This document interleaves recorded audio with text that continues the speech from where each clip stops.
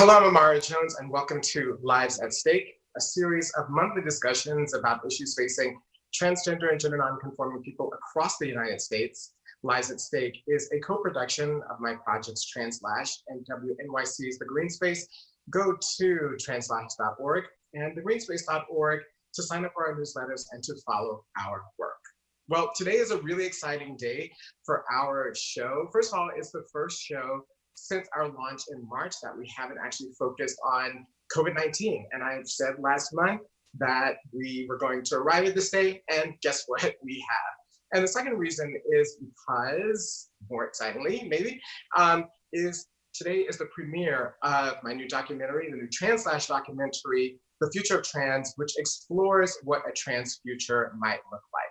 This film has been in the works for over a year, and it started when it occurred to me that I did not have as a child a gift actually, that most people have when they are children, and that's the ability to imagine yourself in the future as yourself.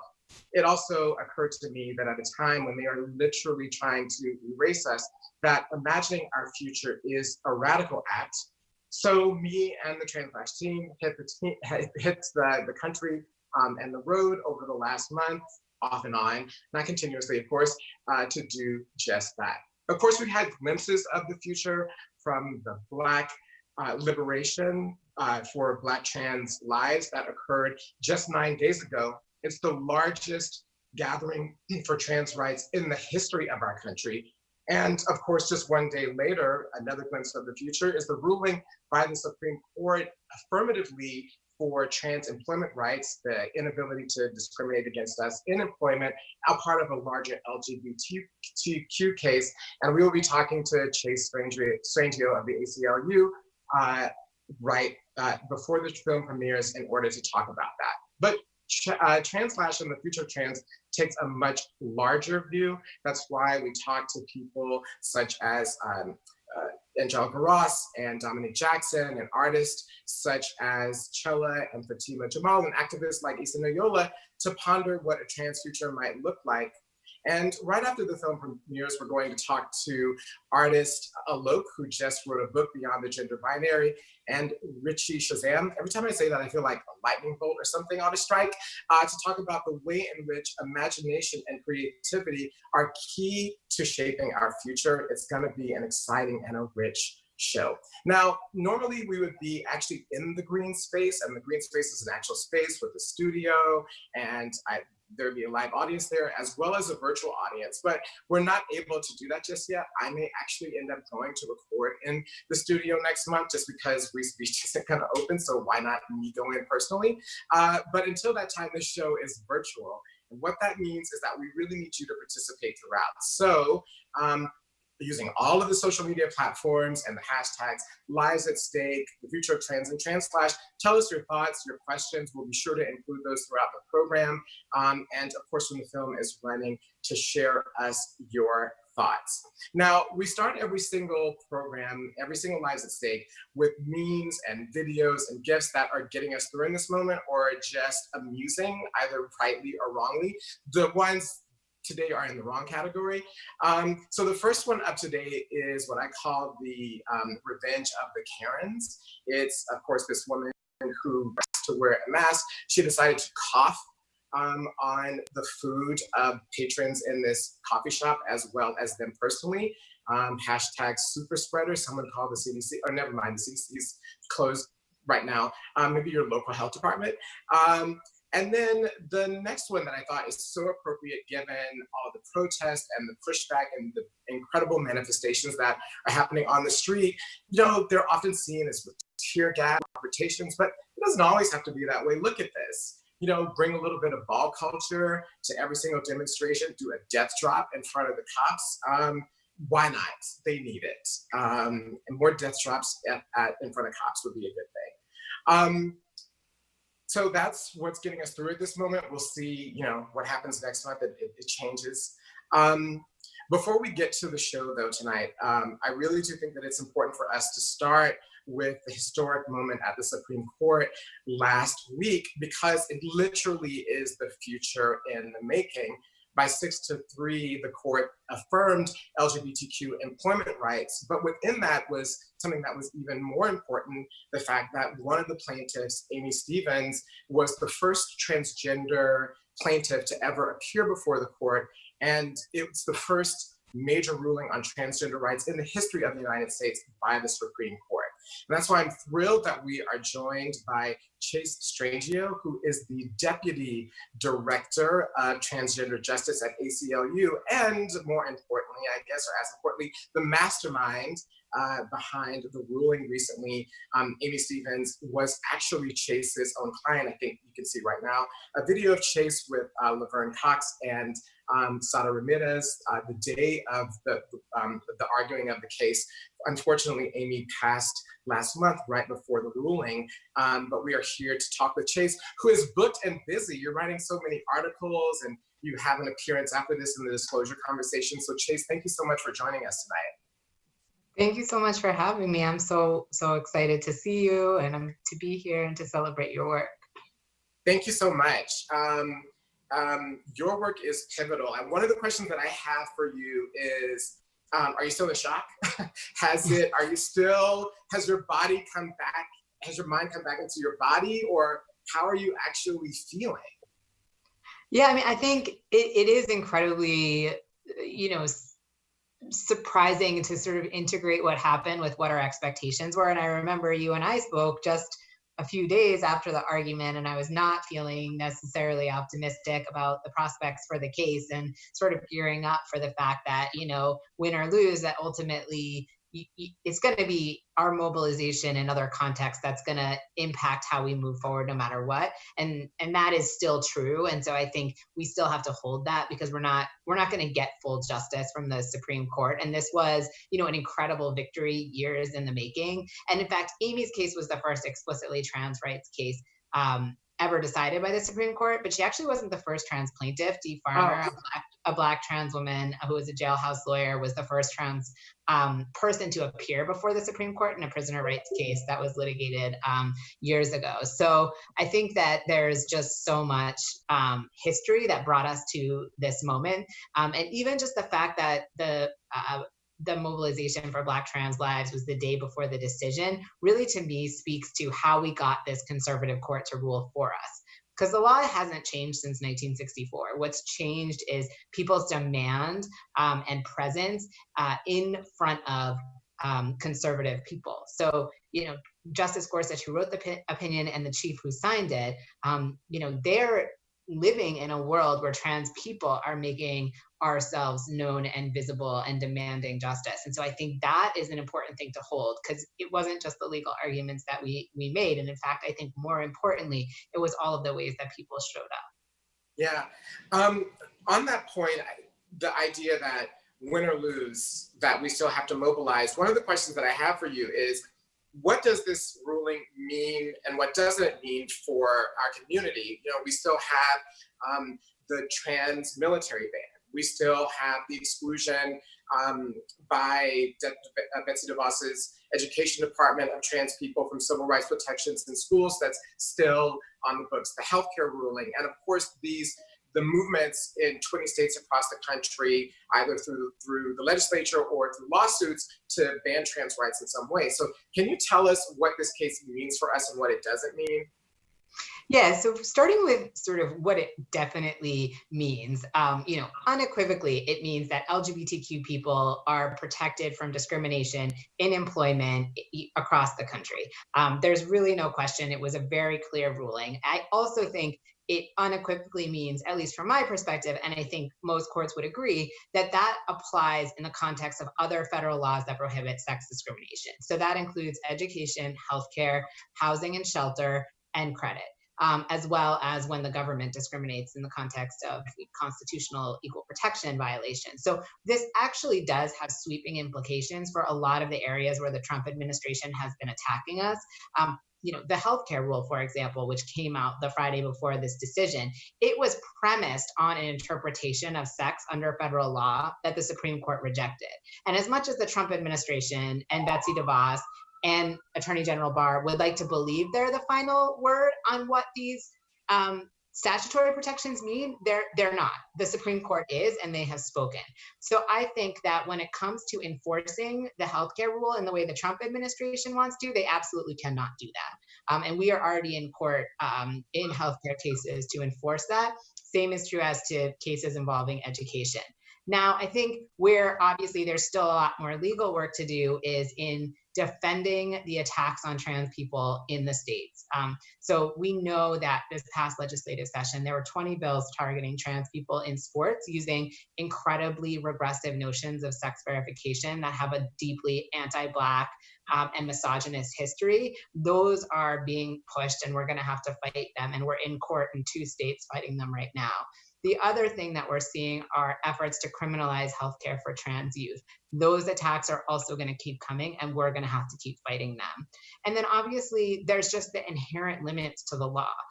You can have formal equality norms, you can have regulations, you can have policy, and at the end of the day, those structures adapt to maintain power for the people who have always had power. So there's just a limit to what this means. You can have employment protections and people still get fired, people still face discrimination. And that's why I think we need to imagine more radical transformation in everything that we do. Mm-hmm.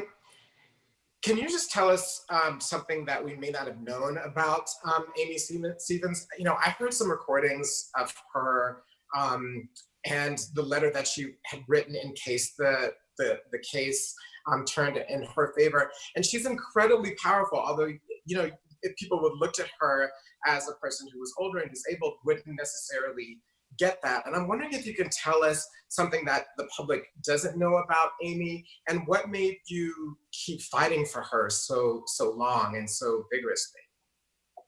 Yeah, I think Amy had such a resolve herself, and she was a funeral director, and so her calling was to comfort people in times of like real deep grief. She was able to sort of have the ability to be present and comforting without centering herself. And I think that really is what you want in a funeral director.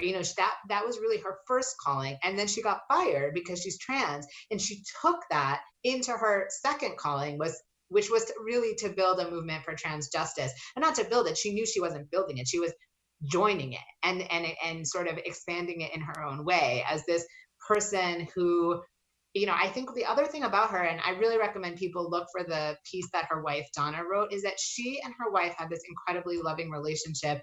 And Donna, in Amy's final days, she still didn't know what happened with the Supreme Court case, but she never lost hope. And she urged Donna to keep up the fight. And there was this sort of incredibly compassionate, hopeful energy that she brought that is like the opposite of me. I'm sort of like a frenetic, Northeastern, anxious, completely pessimistic person. And she was such a counterpoint to my energy. Yeah, I think that her wife wrote that article yesterday, I think. And so that can be found. And lastly, you wrote an article that appeared in the Atlantic today called "The Trans Future I Never Dreamt of." And so I'm wondering if you could tell us what it feels like through your work to actually be creating trans possibilities, to be actually helping to create the future for people. Yeah, I think that one of the things that was so striking for me about being in the courtroom on the day of the argument as a trans person is that, and with all of this privilege that I carry, as a person who's formally educated as a white lawyer, in many ways, like I look like everyone else in the courtroom. And yet I think there was so little sense that I could survive. Like I didn't believe it as a child. And I got gender affirming surgery in law school, and using student loans. And if I hadn't had access to that, I would never have made it up to that point. And so there was this very sort of circular feeling about it, which was the Trump administration is trying to kill us with these regulations to take away our healthcare, which would guarantee that we're never in positions like the position that I had the privilege of being in. And by virtue of the fact that I had access to that care and to mentors and to magical trans people who helped me feel safe inside myself, I was able to then sort of move through life in a way that I might not otherwise have been able to. And so I think my hope is that in the fight, even when we're working within the institutions, which I am inherently doing as a lawyer, it's compromise driven, and I see that.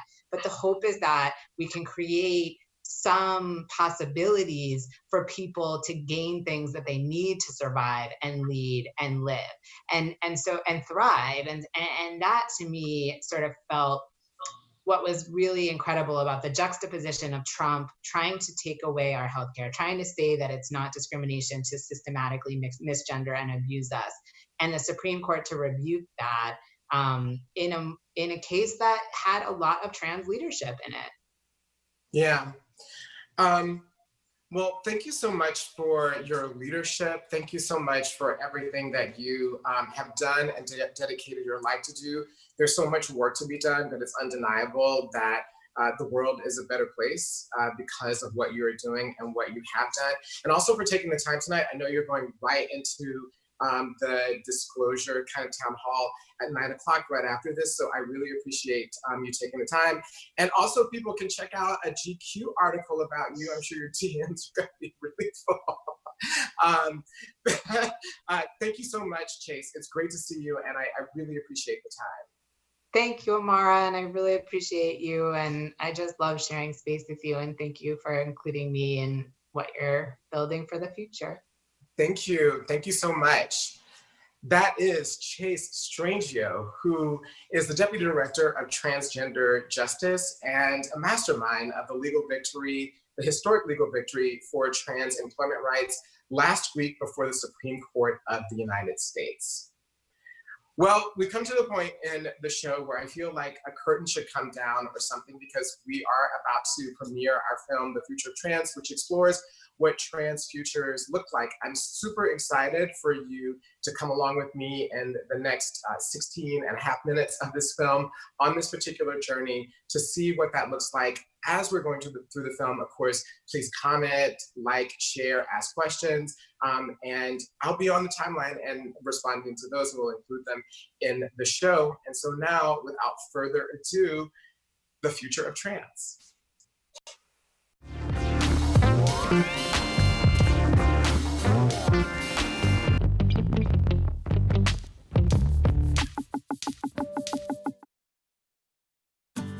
I grew up in Atlanta as a boy, even though I always knew that I was a girl. This total split between who I was inside and how I was allowed to present in the world made it impossible for me to see myself accurately, made it impossible for me to see my future. I did imagine a future. It was a future of Star Trek. It was a future of Star Wars. Who I actually was, however, was nowhere to be found. Now, as an adult, I want to give myself the gift of imagining a future with me in it. But even more than that, as trans and gender nonconforming people, creating a vision of our future at a time of social backlash, violent erasure, and plague is a radical act. That's why I'm taking this journey to talk to some of the brightest and bravest people I know to find our future.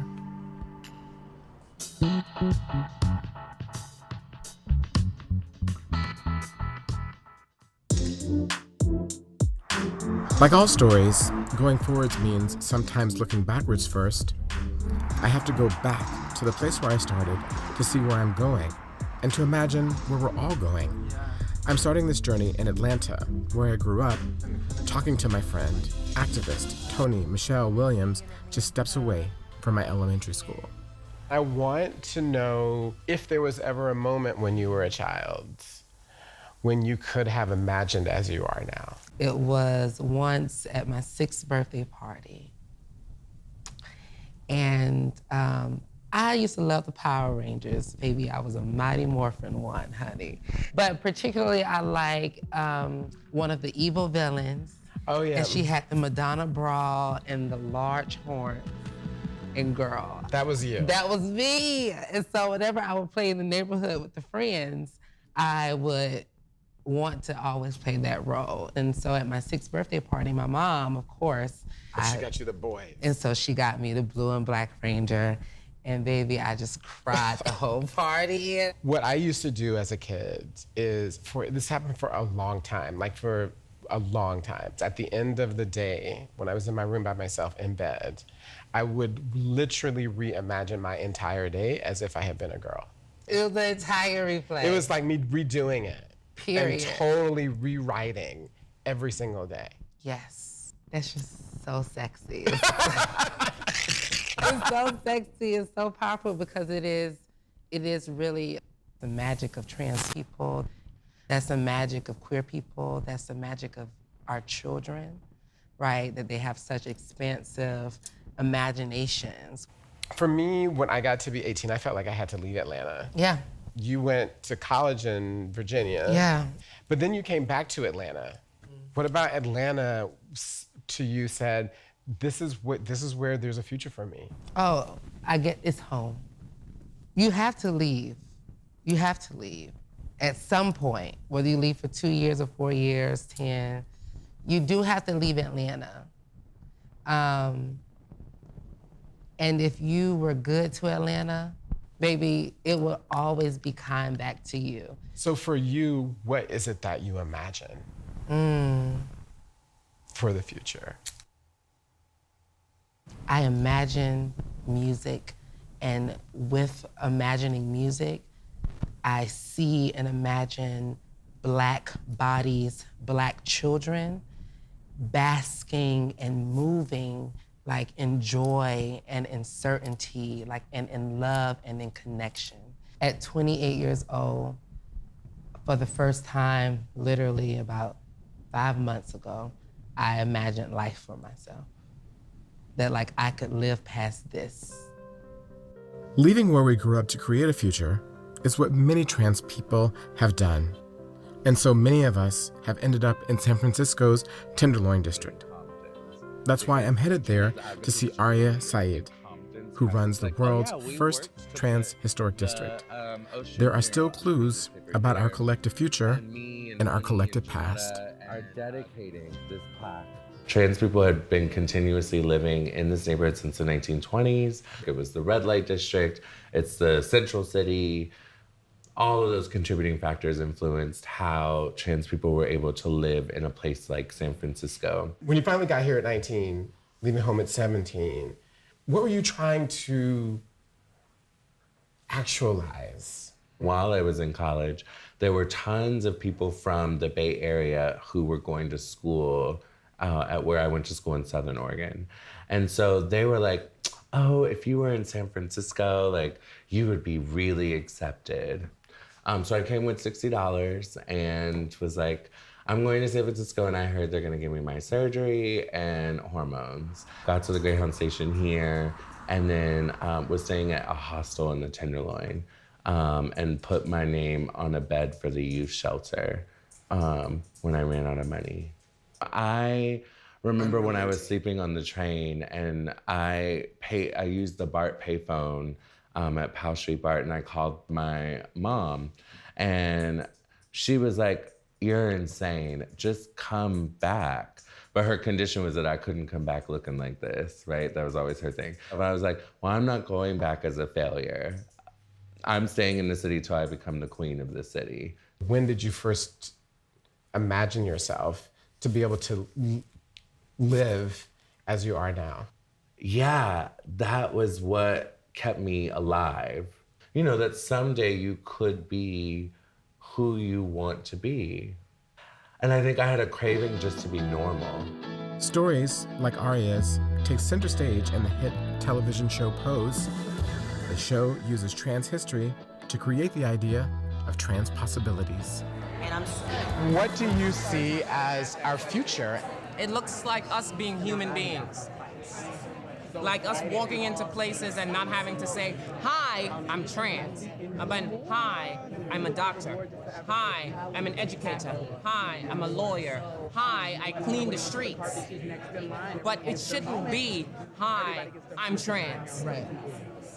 So when you wake up and you hear a girl is murdered or a trans man is murdered, it becomes really personal because you think to yourself, this could be me. Because even while creating our futures, harsh realities can bring us right back to the present. The reality is I spend many days crying. When I get the news, just like everybody gets the news over Instagram, when you're just trying to check for pretty pictures of what your friends are doing, and then, oh my God. Against the backdrop of ongoing pain and seeming hopelessness, is a bright future still possible? Issa Noyola, who fights for the most marginalized of the marginalized, helps us answer this question. We're standing in front of the Eloy detention facility here in Arizona, where people are being held who've come to the United States as asylees, as refugees. There are trans people that are locked on the inside who are here only because they were fleeing for their lives or they needed to have a better life for a variety of reasons. It's the only reason why they're in there. When we're standing here, like, how does it make you feel about the future? That is to say, how can we stand here and be talking about a future that's anything but hard? It always gives me chills. It's always really hard to drive and to realize that our people are locked up inside unjustly, and they're experiencing human rights violations on the daily basis. They're being tortured, they're being held when there's no reason to hold them in a way that is denying their humanity. Are the trans people inside, they came here for a better future. Do you still think that they have hope for that? I think so. I mean, a lot of them are there with that hope because they've seen the ways that they've tried everything that they can. It's like Roxana, who died in detention center a couple years ago. The only reason why she left was because she was an HIV positive trans woman who couldn't access healthcare, she couldn't find employment. She was although her family supported her, she was being harassed on a daily basis. And so she joined a caravan and, only to face her death. But against all the odds, plunging ourselves into the unknown, if we make it to the other side, what does that look like? Shia Diamond, who moved from incarceration to pop stardom, has some answers.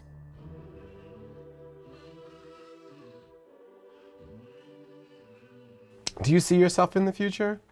Wow, I don't think we were ever given permission to imagine just the possibilities of our future. I feel like that I probably wouldn't make it to my 20s. Here was 2 years ago, I was kissing 40. And now just looking here and just looking at how far I've come, I didn't see myself past incarceration for the 10 years. It was so many dark days and that I just thought I wouldn't make it or survive. I thought either the streets would kill me or I would just take myself out. And just to see a different version of myself, to see a more happy, a more confident, version of myself is still, I'm still looking on the outside. It still feels new. It does. It does. It does. As trans people, our individual journeys have weakened the very idea of gender binaries. Moving beyond the idea of only men or women creates the possibility of a future that's wide open, a future without limits. I don't want to pinpoint what the future looks like. I might be able to say what the future feels like, but I don't want to say what it looks like. And I'm like, hey, actually, challenging the gender binary doesn't look like a certain thing. I contain so much more than what I look like. That's always going to be an approximation. But energetically and spiritually, I have entire ecosystems in me. Are you going to be committed to what you don't see? And I think in my world, we are just as committed to what we don't see as what we do. When we limit people's imagination, that ultimately kills any sort of liberation. And I refuse to allow anyone to stifle my creativity and my imagination. To me, that is something as a child, was very important to me. And I think that's my ancestors whispering in my ear and saying they can't get your mind. Like, no matter what, no one can get my mind. Binary wasn't a thing. Like, there were at least 4 genders in so many different cultures. Like, I think we need to have a full circle return to that and remember, like, we've always been here. We're a part of humanity. We're natural. I want to see a return to that. We carry with us not only the wisdom of our ancestors, but also wisdom from our own experiences and our own pasts. If your present self could go back to yourself at 10, what do you think that you would tell them now? Man, I'd be like, I know you know who you are, and I know you're terrified. But number one, you're gonna figure it out, you're gonna be okay. And number two, just like I'm telling all the kids who show up to my talk, everything's on a continuum. You don't need a box. You don't need to technically find the definition online that you connect with. It helps at the time being, but you don't need it. You will be with family, and a chosen family, and luckily enough, a biological family that loves you, which is a privilege to have. But you'll figure it out and you'll be okay. It's strange because in a way you're helping to create the future by existing in the present? Yes, yeah, I guess, which is very nice to say, and I hope I'm doing a good job creating that. I mean, but I wonder if has that ever occurred to you, right? That like being the person who you are right now, that you actually are giving other people a future. It's a really nice thought. I don't think I stop enough to think about it. I think memory is important because if you can at least own your own history, that just gives you a little bit more fire to create more history, you know? Right. So like if we can claim the stories of the Marsha P. Johnsons or the Black trans folks like Mary Jones and Frances Thompson in the 1800s, that gives us a starting point, you know, that's further back than we ever could have imagined. Driven by our memory and our creativity, documenting our stories will form our collective futures. Artist Fatima Jamal explains why. What is it that you're trying to create? An archive. An archive of what? An archive of my existence. I do believe that one day, like my nieces and nephews, my little cousins, right, they will ask more questions about my absence, you know? They will ask more questions about the path that I took for my life. What do you want them to find, and what do you want them to learn? A life otherwise, you know, because I think we all know that life is possible, but a life otherwise is what transness does, though it may come with the consequence of isolation. It also comes with the consequence of joy, right? Of a life not controlled by others' gazes, by others' desires and expectations for who you should be and become. I want them to see and test the limits of your own body. The most beautiful thing about transness is choice and decision-making. A trans perspective and a trans lens on the world could only free us all. Because whatever future we are building, it will ultimately become a memory. It will ultimately be remembered for what we leave behind.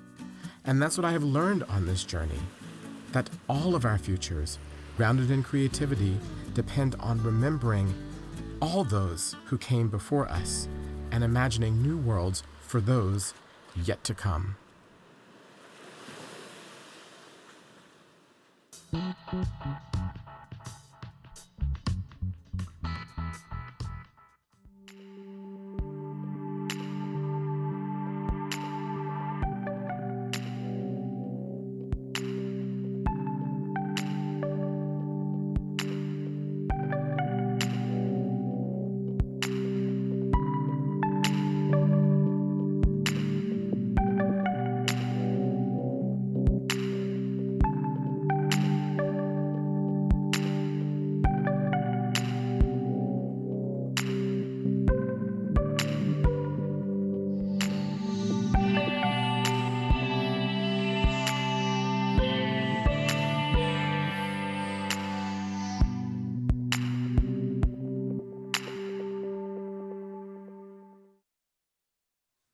So what did you guys think? Did you like it? I could tell from some of the comments that you did I was getting them as they were coming through, the way in which various people touched you, such as Aria and Chase.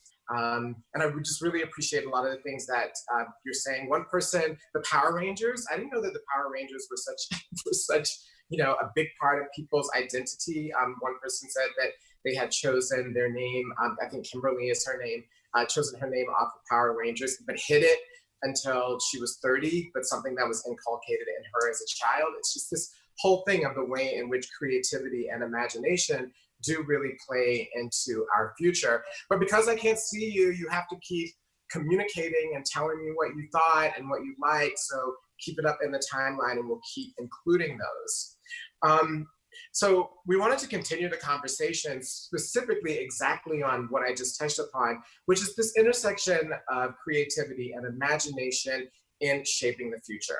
And that's why I'm thrilled now to be talking to Alok, who was featured in the film and had such amazing things to say.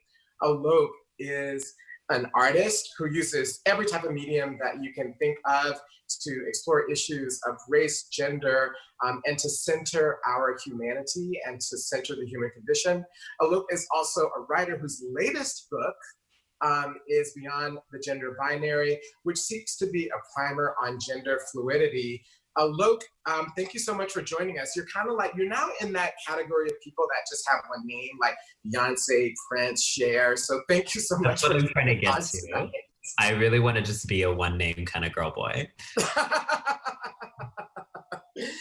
It's also important for us to underscore and remember that Alok's pronouns are they and them, which is something that they unravel in part in Beyond the Gender Binaries. Thank you so much for, first of all, sitting down today, but also during the film. I think you had so many powerful and insightful things to say, and I'm just so appreciative that you have come on to talk about them. Thanks so much for having me. One of the things that you talk about and you mention is in the film is that sometimes what people see can be reductive, right? It can actually stifle their imagination, stifle their definitions of us. That comment that you have about there's so many worlds within you, and are we willing to explore them, that you're so much more than we can see, I thought was real powerful. But at the same time, you are an amazing artist in so many different media, and you use art to try to expand people's minds. So can you talk about that tension between the limitation of sight and the power of sight, and how that imagination through the visual arts is important for a future? Totally. So I think my critique of visibility is that we specifically focus on the image without simultaneously also holding all the different registers. And so what I'm trying to do is look, but also feel, but also think, but also touch, but also smell, but also there's so many other ways of engaging that are beyond the visual. And I think when it comes to trans people, for so long, we've been denied existence beyond visibility. There's always this idea of, quote, looking trans, or this idea of oh, she's not real enough, or he's not masculine enough. And it's it regulates the potentiality of what transness could be when we constantly discipline it into the visual. Because also, in order for us to see something, we have to already have a frame of reference for it. And I think that we are missing out on noticing so many things that we're not able to see because there's no frame of reference for it. So I think a lot of what I liked about our conversations, I was speaking to, so much of what I understand the future of transness to be is surrendering to the complexity of gender, that we may never know it, and that's its power. Right.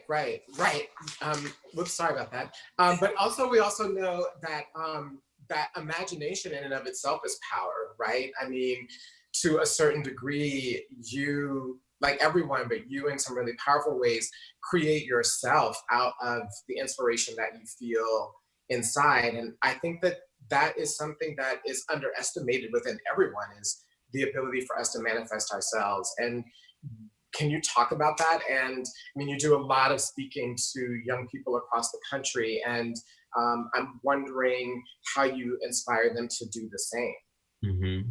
I think that the body is a canvas, and we are one of our most spectacular creative projects.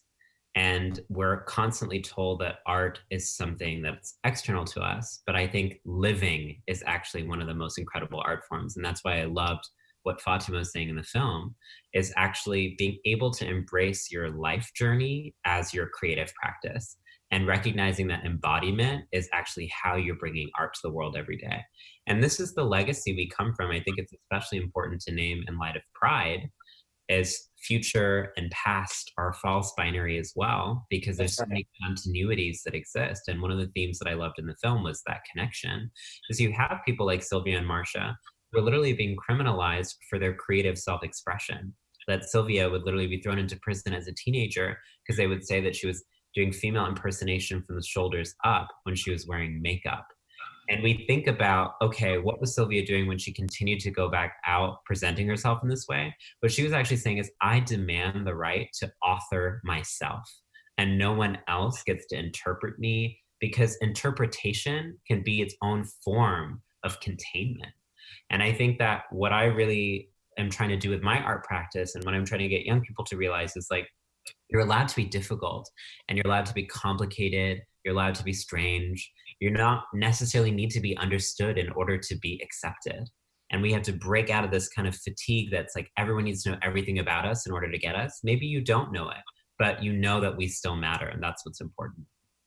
That's right. And even, I mean, that is a really a point that I really wanted to make in the film, which is how there so much, I would wonder, right, the degree to which they were aware that they were actually helping to create a future for us, because their imagination that they had and the embodiment that they have for themselves is such a source of inspiration for us right now in so many different ways. And that one of the things I wanted to explore, and thank you for touching on it, is how even right now we're always still creating the future. And so there is that false binary in a way that we may not even be realizing, you know. Speaking of creating the futures, one of the things I think that is really essential, and the points that we make in the film, is how erasing gender binaries is actually essential for us to have a future, right? We can't have a future locked in gender binaries overall. And I'm just wondering if you have, what your thoughts are about that intersection between gender binary, and the future. I just want to first say thank you so much for including that narrative in the film, because I think that that's a suppressed politics even within trans life and trans space, is that so many people will say transgender recognition, but they won't take it to the next step, which is we're trying to dismantle the gender binary. That's right. And I really appreciate in our conversation that we had for the film as well, we were saying, actually, this is something that people who are trans women, trans men, and non-binary can all get behind. And I wanted to explain that for the audience who might not understand. Moving beyond the gender binary is not about erasing your right to be a man or a woman. Rather, it's about saying that man and woman are two of infinite options, and that we should fight for a world where all genders are equally valid, and where we don't have to have hierarchies that place masculinity over femininity, cisness over transness, and binariness over non-binariness. That in fact, all genders are your choice and your truth, and they don't need to be oppositional. And I think that that creates the capacity for so much resplendent and riotous freedom, because then we begin to do things not because we've been conditioned and categorized into them, but because we have to actually do the vulnerable work of asking, is this what I want? And I think what I love the most about the film, and in each one of the narratives, you begin to see the risks that people went through to self-actualize. And for me, so much of what the power of transness is that we know that there's a kind of magic that comes from being able to realign your mind, body, and spirit that is so powerful that it's worth it. It's worth the social repression and the prejudice. And I think that that kind of spirit is the spirit that moves me to say, moving beyond the gender binary will help the world actually embrace its own creativity over conformity. Well, I just wanted to let you know that someone posted Ari Noel Lee, who wanted to say thank you for giving them the power to be strange and the permission to be strange. There are also people that are watching this with their children and with their trans children right now, who are also commenting saying how powerful this conversation is and how you are. And in my last question to you, I think it's really important that we're ending with that, is that, you know, Beyond the Gender Binary is written as a primer that anyone can understand. I mean, Chase said that in our quote, virtual green room before we came on, about how that was the case for them. And I'm wondering what you hope that a child, for instance, that reads your book gets from it about themselves, and what you hope that their parents who may not be non-binary get about a child who is, and they read your book to try to understand. Mm-hmm. You know, we're in a moment of crisis where there's so much anti-trans sentiment and legislation that is targeting trans and gender nonconforming young people. And Chase spoke to that in light of thinking about what the legal civil rights status of trans rights are in this post-Supreme Court era. And so for me, it's really important that we center trans and gender nonconforming youth in all of our conversations, because these folks are the people who are being targeted right now. And one of the things that I really want young people to understand, and for those of us who are caretakers of young people and adults, is that actually there's nothing wrong with creative self-expression. We continually dismiss that as a fad or a phase or a trend. And it's like, actually, there's nothing wrong with literally just figuring it out and being a work in progress. And that you don't have to have finite answers. You don't have to have destinations, that it's so much more about the journey. And I think so much of the sacredness of transness is when we just surrender to the journey of just being like, you know what, I'm just gonna try to do what makes me feel right. And part of our mentorship of young people, we need to actually give permission and license. It's okay to take your time, and it's okay to figure it out. And there are no right answers, but know that I support you in every leg of the journey. Well, thank you so much for joining us. People are continuing to thank you for helping to give language and expression to things that they did not have that for. I think that you are a gift. I am inspired by you and learn from you. And the other thing that people don't know about you, because you appear to be and are quite very serious, is that you're also so much fun.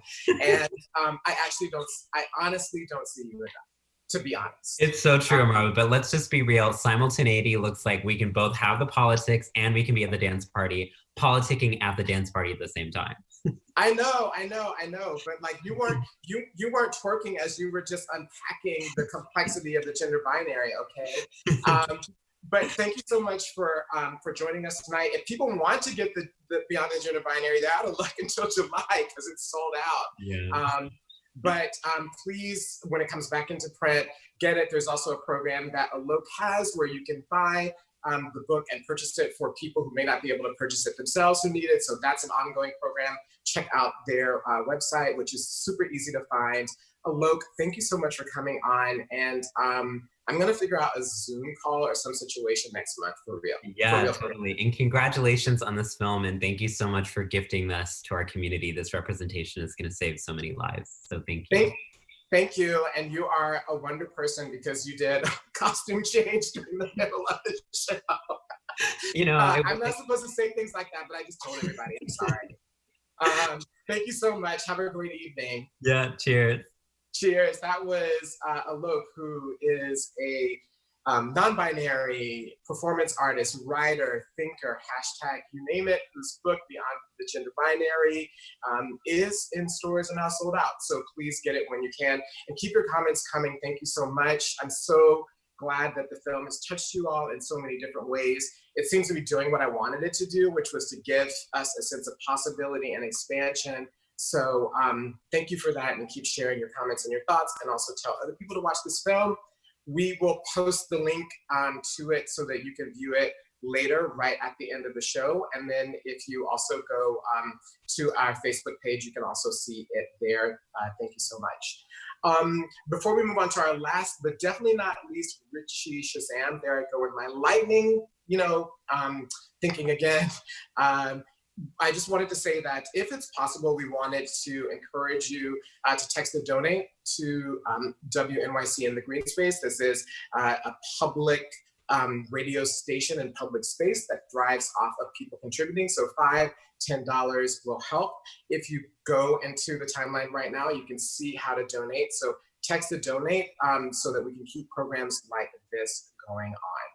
Well, last but not least is another artist who is the only Richie Shazam, who is a multidisciplinary artist who is in New York, who's been featured in so many different places, Vogue, Vice, Interview Magazine, who also uses the power of images and thought to advance possibilities for us.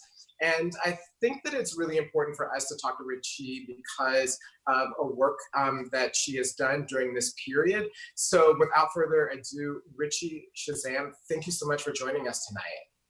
Thank you so much for having me. Congratulations on the new film. It's so important for us to have this, especially in this time. I'm so happy to be sharing space with you. 100%. What's going on tonight? You also had a costume change. You and Alok in the middle, boom, Shazam. But you know what? That's the power of transness, honey. That's the power of transness. One of the things I think is really important about your work, there's so many things that are important about your work that is powerful. People can see it on Instagram and can go to all the places that I just mentioned to see it and to learn from, is in this moment of death and plague, it felt for many people like the closing of possibilities, like we weren't going to have a future, that everything was ending. But you used that period and it inspired you to create this amazing work called the Quarantine Diaries. And I'm just wondering how in this moment you felt inspired and driven to think about the future and how those things were linked for you. Absolutely. This time's been really essential in just looking at my past work and really reflecting and trying to find the light and positivity, and to also just assess where we're going. You know, we're constantly looking into the future, but in order to look into the future, I have to process my present. And I try to utilize provocation, subversion, fantasy. I really want to look outside the box always and to show the world, you know, that we're here, we exist, and we have very powerful stories. And I want people to understand the depths of my multi-hyphenated identity. And yeah. Yeah, and one of the things that you were able to do so successfully is to use avant-garde images and approaches. And I mean that in the best use of that word, not esoteric or marginal, but like powerfully new in a way that we haven't seen before, to explore these issues of race and of gender and the way and immigration and so many things that intersect for you. And I was wondering how you balance those, how you integrate those complexities in your work, because that's also a thing that we have to do if we're going to have a future. We can't segment. We have to figure out a way to do kind of what you do through your work. Absolutely. I think the really understanding my own story and where I want to place my story in the world. It's really coming to terms with, you know, the way I was raised and really looking into fantasy and looking into endless possibilities. I wanted more for myself, and I never thought it would be possible to tell my story visually the way I saw fit. And it meant a lot of perseverance and a lot of strength and just, you know, a lot of rejection. And I think that I want to rewrite and restructure, you know, beauty standards and aesthetics and really place our stories, our incredible revolutionary existence needs to be placed. And, you know, in a time of just utter discrimination and erasure and violence, you know, I want my work to be a timestamp of today, but for the future. So it can be intergenerational, intersectional in every sense of the way, just really to connect the world and connect the dots and the pieces. And yeah, I just want to push the envelope and be outside of the box. Yeah, I mean, it definitely feels that way.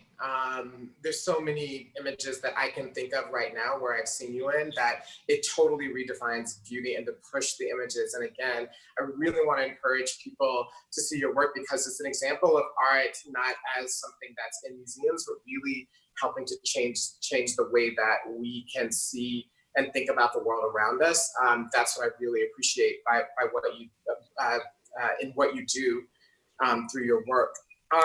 And I guess lastly, one of the questions that I had is that on this point, you are such a powerful, again, like a very powerful artist that uses images that are iconic, quite frankly. A lot of your images are iconic after we see them. It's hard to forget them in that way. And I'm wondering, when you were growing up in New York City as an immigrant, as a person who is trans, who's a person of color, could you see yourself as you are now? Did you imagine yourself as you are now when you were a child?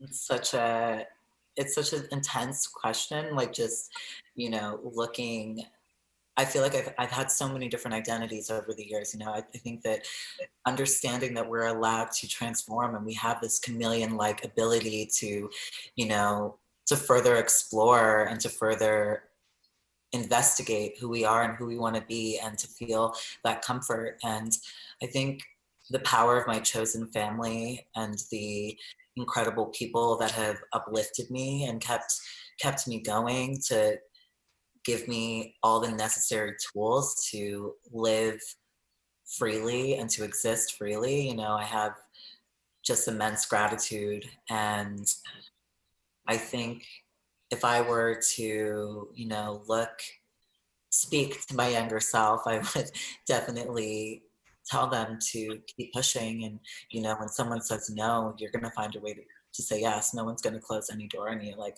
you're going to find a way to open that door and come with a vengeance. I can live my truth. I can tell the stories I want to tell. And yeah, I think I'm always going through it. It's never easy. It's so much anxiety and fear just existing, but my ability to storytell and to create through visual means has given me a lot of strength. Mm-hmm. I have to continue to tell stories. Well, someone just commented, "Go Richie, yes Richie." So you are clearly touching people with your work and through your work. And even in what you just said right now, I mean, I can't think of a better way to end our conversations tonight with what you just said, is that we have the permission to be all of ourselves and all of our manifestations, and we get to be chameleon. We don't only have to be one thing in our lives. We get to have the power of change as we go along and change through our identities. And there is nothing more futuristic to me than that comment. So thank you so much for joining us. Thank you for your work. I really want to encourage people to continue to seek it out, and I hope to see what you do in so many more places. Thank you so much, Richie. Thank you so much for having me. I'm so happy to just be here and celebrate with you and have costume changes and just come alive. I hope that we can get to a space where we don't have to be on Zoom meetings anymore. We can just celebrate each other IRL. Yeah, well, on a personal note, I know that you're Guyanese, and once upon a time I had a Guyanese boyfriend, and I learned how to make all these different things like castle reap and cook up, so maybe that can be on the agenda. Girl, you gotta cook for me. I'm coming over. We're gonna turn up. We're gonna turn up. Thank you so much, Richie. That is Richie Shazam, who is a multidisciplinary artist in New York, who uses their work to push the boundaries of our understanding of race, gender, sexuality, immigration, and immigrant status. Please check out their work, their powerful work on Instagram, and also in Vogue and so many other places. You are watching Lives at Stake. Lives at Stake, use that hashtag, and also TransLash and the Future of Trance to continue to comment. Well, sadly, we have reached the end of our program tonight. It has meant the world for me to not only be able to show you this work that I've spent the last year working on, but also to have these incredible conversations with so many people who are using law and visual images and books and artistry to shape and change our future. I hope that you end tonight with an idea that the future is limitless, that it means us breaking boundaries, that it means us finding new ways to create rather than consume and destroy, that it means loving ourselves and being all of ourselves, who we are over time. And as I said, at a time of social erasure and closure and threats, that imagining our futures is a radical act. So thank you for being radical with me over the last hour. I wish you a terrific week. Please join us on the next Lives at Stake, which will be on July 30th. Maybe you'll actually see me broadcasting from the studio. You guys probably won't be there, but I'll be in the studio in a different place. We'll see whether or not we can make that happen. But again, thank you so much for joining us, and keep being radical. Keep thinking about your future, the future of trans.